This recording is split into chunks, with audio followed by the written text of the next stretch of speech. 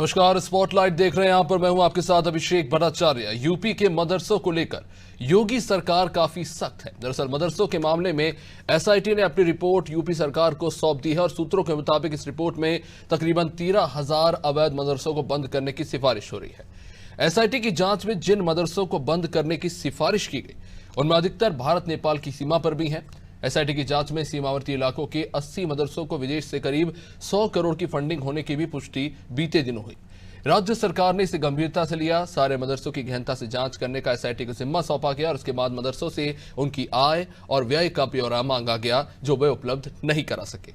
अधिकतर मदरसों ने अपने जवाब में चंदे की रकम से निर्माण कार्य कराने का दावा तो किया, हालांकि वो चंदा देने वालों का नाम नहीं बता सके।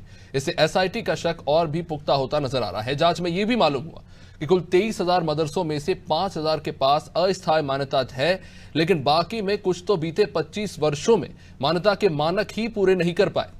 शिक्षा का अधिकार व धार्मिक शिक्षा का प्रचार प्रसार करने के नाम पर चल रहे इन तमाम मदरसों ने मान्यता का नवीनीकरण कराने तक भी जरूरी नहीं समझा। जाहिर है ये पूरा मामला फंडिंग से जुड़ा है, साथ ही मदरसे वैध हैं या अवैध है इसकी भी जांच हो रही है। मामला अब एक दो नहीं पूरे 13,000 मदरसों पर अटका है। आशंका जताई जा रही है कि सोची समझी साजिश के तहत शायद टेरर फंडिंग के लिए भी रकम जो है वो जुटाई गई, जो हवाला के जरिए मदरसों के निर्माण के लिए भेजी गई और यही वो मदरसे हैं जिनके पास फंडिंग का कोई ब्यौरा नहीं पाया गया। देश की सुरक्षा से जुड़ा ये एक अहम मसला भी है, लेकिन टाइमिंग को लेकर भी सवाल उठना लाजमी है। उधर चुनाव से पहले इस तरह की कार्रवाई से विपक्ष को जहां मुद्दा मिल गया है, वहीं ऑल इंडिया मुस्लिम जमात के राष्ट्रीय अध्यक्ष मौलाना मुफ्ती शहाबुद्दीन रिजवी ने कहा है कि हजारों मदरसे मुस्लिम कौम के आपसी चंदे से चलते हैं। इनके संचालन और पढ़ाई लिखाई में हुकूमत यानी सरकार की तरफ से कुछ भी मदद नहीं मिलती, इसलिए मदरसों को बंद करने का आदेश देना उचित नहीं होगा। इसी पर चर्चा करेंगे, लेकिन उससे पहले बयानों पर एक नजर। जो कोई भी संस्था, जो कोई भी संस्थान, वो चाहे मदरसे हों या और कोई, अगर नियम के विरुद्ध चल रहे होंगे तो निश्चित रूप से उन पर कार्रवाई होगी। हम बिना किसी भेदभाव के, बिना हिंदू मुसलमान किए, कानून के विरुद्ध चलने वाले संस्थानों पर प्रभावी कार्रवाई करेंगे। ये भारतीय जनता पार्टी की तय नीति का हिस्सा है। जानकारी ये मिली है कि नेपाल बॉर्डर से सटे हुए 13,000 मदरसों को बंद करने का आदेश दिया गया है। तो इस सिलसिले में हमारा कहना ये है कि ये मदरसे लगभग 30-40 साल पुराने हैं और काफ़ी पुराने मदरसे चल रहे हैं। इनमें 5,000 मदरसे मान्यता प्राप्त हैं। तो जब मान्यता दी जाती है, अधिकारी मान्यता देते हैं तो तमाम पेपर चेक करते हैं, मौका मुआयना करते हैं। तो ऐसी कंडीशन में एकदम सिरे से मदरसों को बंद करने का आदेश देना ये उचित नहीं है, दुरुस्त नहीं है। एक बात जानता हूं कि पूर्वाग्रह में अगर कुछ नहीं करना चाहिए, जो गलत है उसको ठीक करिए, लेकिन सिर्फ इलेक्शन के समय आप सबकी टाइमिंग देखिए। सिर्फ 1 महीने बाद लोकसभा के चुनाव हैं, उसी समय एसआईटी की रिपोर्ट आनी थी या रोक के रखी गई थी किसी समय देंगे। हर चीज को इलेक्शन के समय हिंदू मुसलमान कर देना, हर चीज ऐसे बातें करना जिससे हम धार्मिक तुष्टीकरण कर ले जाएं, ये बहुत ठीक नहीं है। और जो हालत इस वक्त देश में बीजेपी बनाने की कोशिश कर रही है, ये बहुत दुर्भाग्यपूर्ण है। इससे पूरे का पूरा जो सिस्टम है इस देश का वो बिगड़ रहा है। कि भारतीय जनता पार्टी के पास आखिर मुद्दे क्या हैं? हिंदू मुसलमान, मंदिर मस्जिद, भजन कीर्तन, अजान, लव जिहाद, हिजाब नकाब, मदरसा, फिल्में, मदारे, यूसीसी, हलाल प्रोडक्ट, इन सब मुद्दों के पीछे भारतीय जनता पार्टी छुप जाना चाहती है। इसलिए आज मदरसों की बात कर रही है, जिससे उसे किसान, मजदूर, नौजवान पे जवाब न देना पड़े। भारतीय जनता पार्टी अवैध मदरसों के नाम पे लगातार हिंदू मुसलमान करना चाहती है, लेकिन समाजवादी पार्टी वो मुद्दों पे सवाल पूछती रहेगी, मुद्दों से भारतीय जनता पार्टी को भागने नहीं देगी। चलिए चर्चा को आगे बढ़ाएंगे। आज इस चर्चा में हमारे साथ जुड़ रहे हैं मुस्लिम स्कॉलर जावेद अहमद साहब, आकाश राय बीजेपी प्रवक्ता, आजम खान समाजवादी पार्टी से अपना पक्ष रखेंगे, आलोक त्रिपाठी जी वरिष्ठ पत्रकार। आप सभी का बहुत बहुत स्वागत इस चर्चा में। तो सबसे पहले आकाश जी, आप ही के पास आना चाहूंगा। आपकी सरकार है, मदरसों को लेकर लगातार सवाल उठते रहे हैं, चाहे वो अखिलेश सरकार में हो या फिर अब योगी सरकार में। आपकी सरकार में जांच शुरू हुई, एसआईटी का गठन हुआ, कई तरह के बड़े जो है खुलासे निकलकर सामने जरूर आए हैं। 13,000 मदरसों को लेकर अब सवाल उठ रहा है। जाहिर तौर पर टेरर फंडिंग या मनी लॉन्ड्रिंग जैसे मामले जो है बहुत संगीन मामले हैं, इन पर गहनता से जांच होनी चाहिए और कार्रवाई भी। लेकिन क्या पूरे 13,000 मदरसों को उसी पलड़े में डाल देना ठीक होगा? नहीं, देखिए अभिषेक जी, भारतीय जनता पार्टी की जो सरकार है या जो हमारी नीति है वो सबका साथ, सबका विकास, सबका विश्वास और सबका प्रयास की बात करते हैं। हम सामूहिक राजनीति की बात करते हैं। लेकिन जो आपने कहा ना कि अवैध है, तो अवैध है तो उससे बंद होना ही होगा। और सिर्फ मदरसों की बात आप छोड़ दीजिए, कुछ भी उत्तर प्रदेश में या देश में कहीं पे भी कुछ भी अवैध हो रहा है तो भारतीय जनता पार्टी की सरकार में हम उसे होने नहीं देंगे। और जो आपने मनी लॉन्ड्रिंग की बात की, टेरर फंडिंग की बात की, तो निश्चित रूप से ये इसमें कोई छुपा नहीं है, न देश की जनता से छुपा है न प्रदेश की जनता से छुपा है कि मदरसों की आड़ में पूरे देश में क्या क्या होता था और क्या क्या करने का प्रयास किया जाता था। आज जब हमारी सरकार आई है, निष्पक्ष रूप से हमने जांच कराया है और जहां जहां पे भी पूरे प्रदेश में अवैध रूप से, चाहे वो मदरसे चल रहे हो, अवैध रूप से बूचड़ खाने चल रहे हो, या कहीं पे अवैध रूप से कोई मजार बनाई गई हो, मस्जिद बनाई हो, कुछ भी जो अवैध है उसको हम नहीं रहने देंगे। नहीं, अवैध का पैमाना क्या है? क्योंकि कई सवाल उठ रहे हैं इसको लेकर। अगर अवैध का पैमाना यह है कि किसी को मिली टेम्पररी मान्यता लेकिन उसे उसके बाद उस मान्यता को आगे नहीं बढ़ाया गया तो वो भी अवैध हो गया एक तरह से, अगर कागजी तौर पर देखकर। लेकिन वहां पे पढ़ने वाले बच्चे तो अवैध नहीं है जिनकी शिक्षा वहां पर हो रही है। अगर आप उसे अवैध करार देकर उसे बंद कर देंगे तो इन बच्चों का क्या होगा, ये एक सवाल। दूसरा एक सबसे जरूरी सवाल है कि आपकी सरकार को लेकर कहा गया कि 7 सालों से जो है रिन्यू ही नहीं हो रहा है सर्टिफिकेशन मदरसों का, उसको लेकर। और ये मैं सरकारी मदरसों की बात कर रहा हूँ कि रिन्यू सर्टिफिकेशन नहीं हो रहा, माफ कीजिएगा निजी मदरसों को लेकर मैं बात कर रहा हूँ कि सर्टिफिकेशन रिन्यू नहीं हो रहा है, तो उसको लेकर आप क्या कहेंगे? क्या ये आरोप सही नहीं है? नहीं, क्या जो भी मदरसे लोग चला रहे हैं इनमें इनको क्या समस्या है भाई? ये क्यों नहीं बताते कि क्या पढ़ाई करवा रहे हैं, ये क्या वहां पे तालीम दे रहे हैं? आपको छुप छुपा के क्यों काम करना पड़ रहा है? आप इस देश की प्रगति में साथ आए, ये तो भारतीय जनता पार्टी की सरकार चाहती है। हमारे तो निश्चित रूप से आकाश जी, सवाल यह है कि कुछ तो ऐसे मदरसे हैं जो 25 से 40 सालों से पुराने, इतने पुराने हैं, तो नींद इतनी देर से क्यों खुली? पिछली सरकारों ने तो चलो आप कह देंगे उनकी नीयत ही अच्छी नहीं थी, आपकी सरकार को भी 8 साल होने चले। 8 साल में आपको नहीं समझ में आया कि कितने मदरसे वैध और कितने अवैध हैं?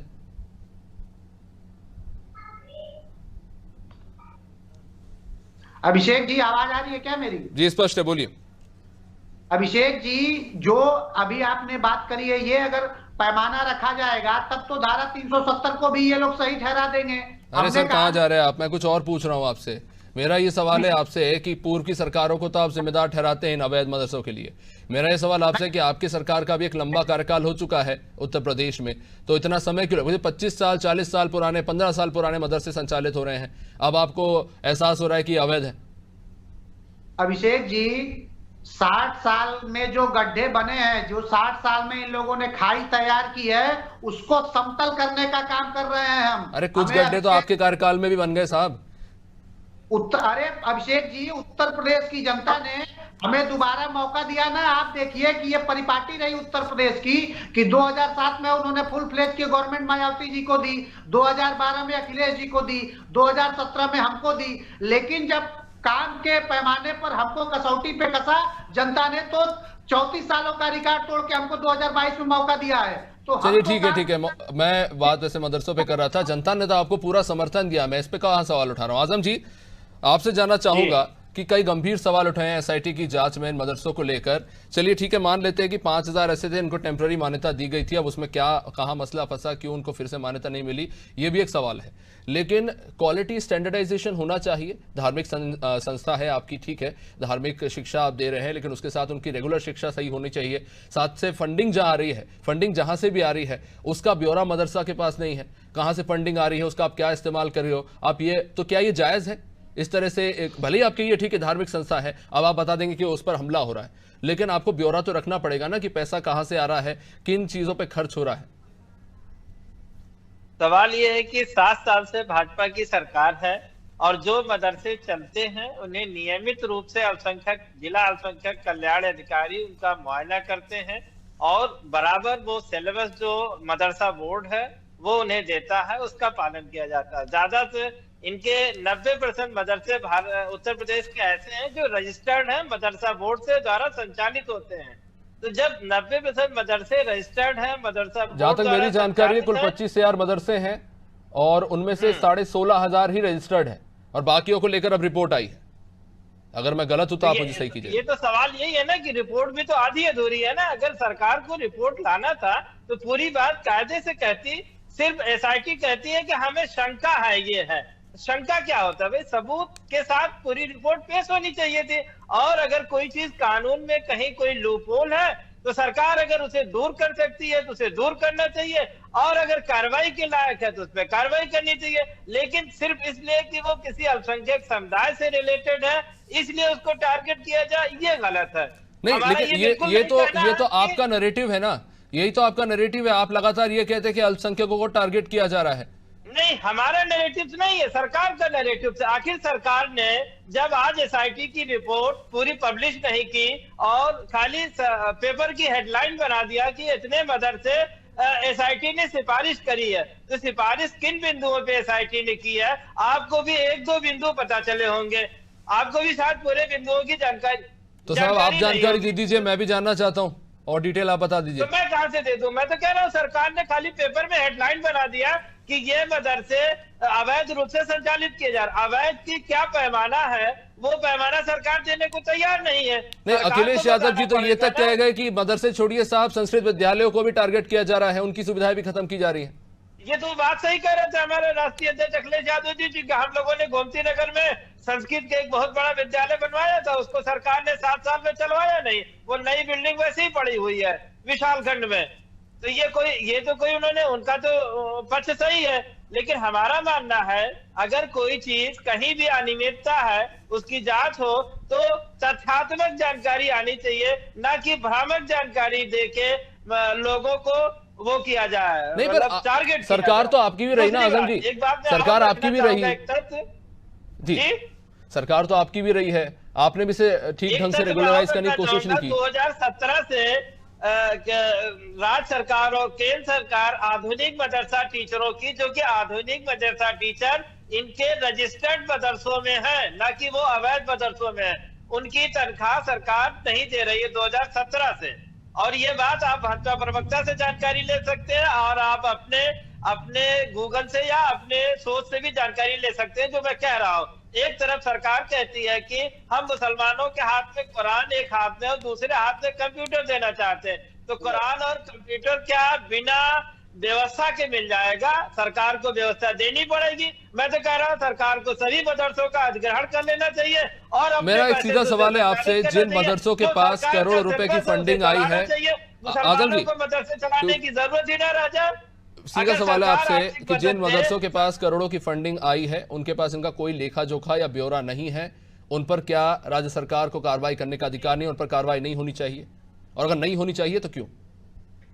नहीं, सरकार को हम ये कहते ही नहीं करें सरकार के पास, लेकिन सरकार भ्रामक जानकारी दे रही। सरकार को तथ्यात्मक जानकारी देनी चाहिए और सबसे अच्छा तो यही है सरकार मदरसों का अधिग्रहण कर ले और कानून के दायरे में उसे खुद चलवाए। जो मुस्लिम बच्चे हैं, मान लीजिए, जो धार्मिक शिक्षा लेना चाहते हैं, हमारे संविधान में इस बात के मौलिक अधिकार दिए गए हैं अल्पसंख्यकों को, अगर वो अपनी धार्मिक शिक्षा लेना चाहते हैं। अनुच्छेद 29 और 30 शिक्षण संस्थानों के खोलने की भी वो देता, इजाजत देता, और अनुच्छेद 25, 26, 27, 28 उन्हें अपनी धार्मिक शिक्षा पढ़ने की भी इजाजत देता है। जो प्रावधान है उनसे सभी भली भांति वाकिफ हैं, लेकिन सवाल यह है कि उन्हें क्या सही तरीके से रेगुलेट किया जा रहा है, किनके द्वारा गलतियां हो रही? क्योंकि आपने कहा कि चलिए कर्मचारी जो है वो भी मान्यता देते हैं, वहां पर जाके जांच करते हैं, उसके बाद मान्यता दी जाती है, तो कहां पर घालमेल हो रहा है ये भी समझेंगे। हमारे साथ मुस्लिम स्कॉलर जावेद साहब भी लगातार बने हुए हैं। जावेद जी, मेरा सीधा सीधा सवाल इस मसले पर यही है कि नीयत पर सवाल उठ रहा है, लगातार उठते रहे हैं इन मामलों में राज्य सरकार जब कार्रवाई करती है, लेकिन मेरा एक सीधा सवाल है कि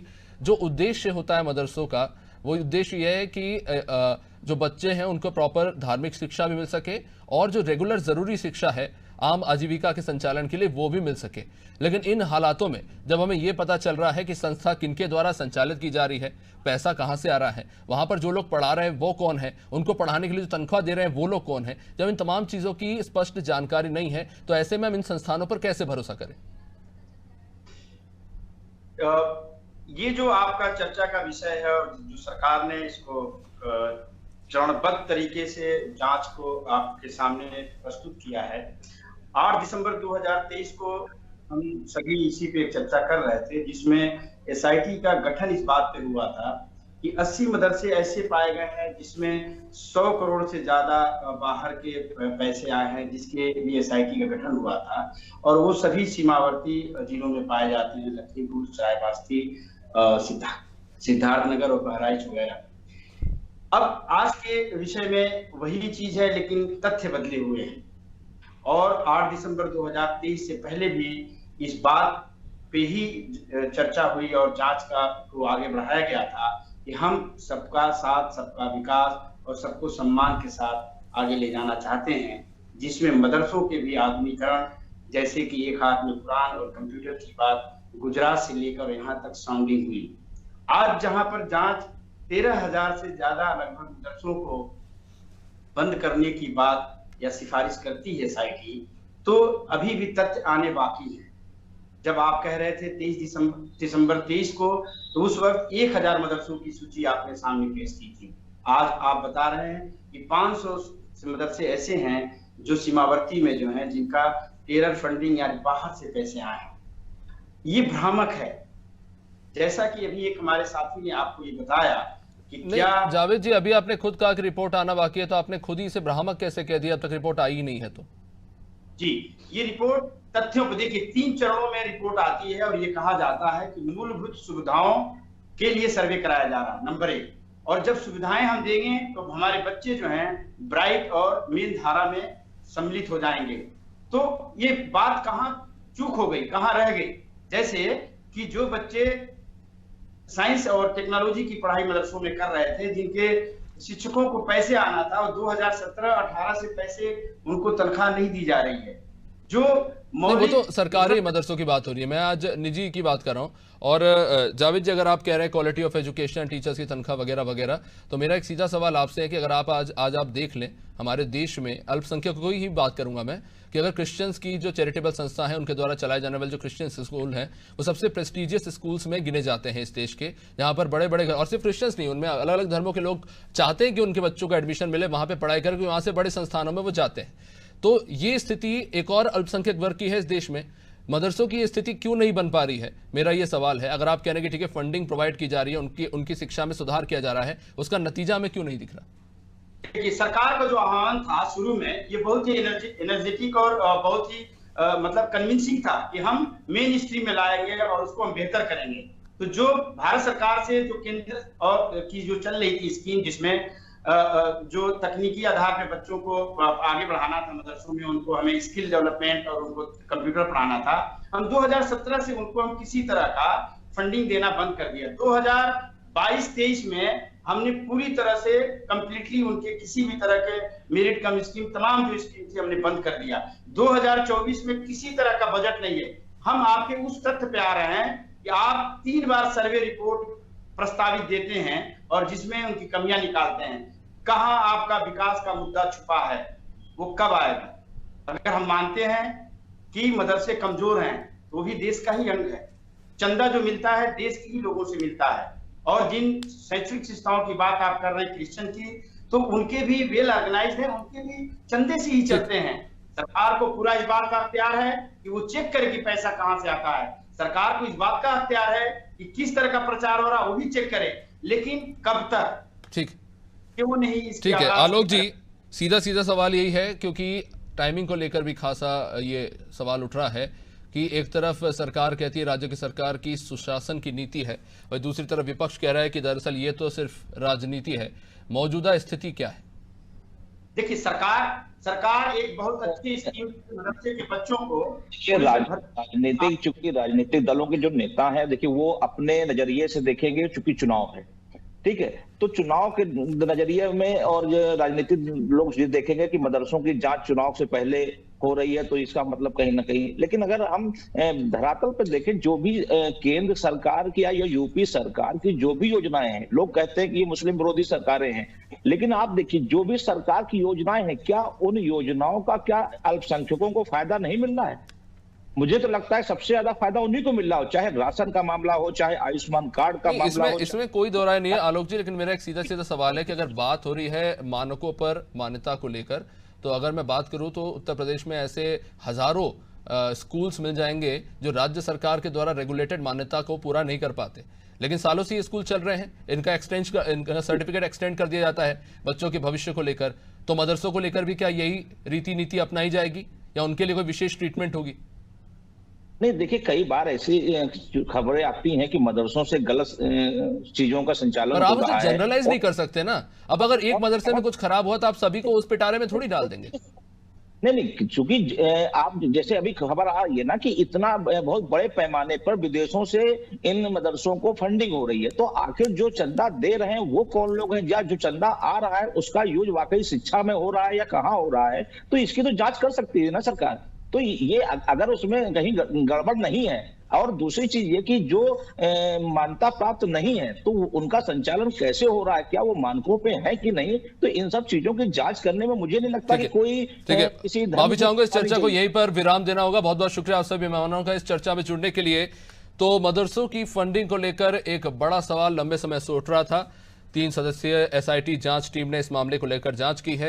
लगभग 13,000 के लगभग जो मदरसे हैं उनको लेकर सिफारिश की गई है कि इनको जो है बंद किया जाए। खैर, अब राज्य सरकार इसको लेकर अगला कदम क्या उठाती है ये बेहद जरूरी होगा, क्योंकि खासतौर से इसमें बहुत बड़ी संख्या में ऐसे बच्चे जो मदरसों में शिक्षा पा रहे हैं, भले ही वो मान्यता प्राप्त ना हो, उनका भविष्य भी कहीं ना कहीं अधर में लटका होगा। तो कहीं बीच का रास्ता अपनाना शायद बेहतर होगा, लेकिन ये देखने वाली बात होगी कि आने वाले समय में इसको लेकर राज्य सरकार क्या कदम उठाती है और इस रिपोर्ट में आगे और क्या खुलासे होते हैं। फिलहाल इस बुलेटिन में इतना ही। आप देखते रहिए अनादि टीवी।